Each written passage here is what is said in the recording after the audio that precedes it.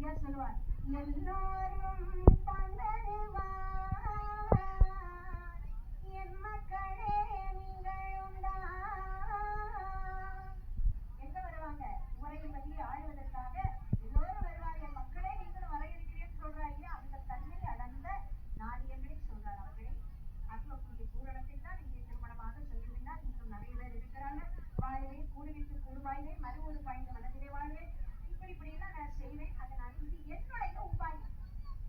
இது ஐயா சொல்வங்களை துணிப்பதும் அமைப்பதும் நமக்குள் அவர் செய்யக்கூடிய ஒவ்வொரு செயல்களும் ஆர்வத்தோடு செய்கிறார்.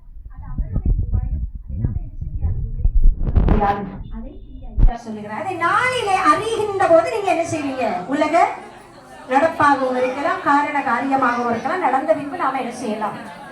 உணர்ந்து கொள்ளலாம்.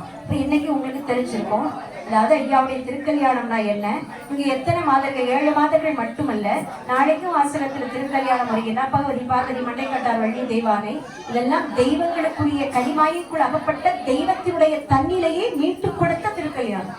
சும்மா திருக்கல்யாணம் அல்ல.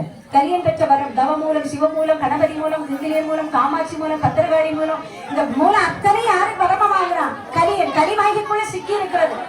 அந்த குழப்பத்தை நாளை பகவதி புலம்புகின்ற போது நாம் அறிந்துக்கலாம் எந்த அளவுக்கு நம்மை போல ஒரு சாதாரண மாநில பெண் போல அவள் புலம்புகிறாள் என்பதை கனிமாயில் அகப்பட்ட பகவதியுடைய அந்த திருக்கல்யாணம் மூலமாக அறிந்து கொள்ளலாம்.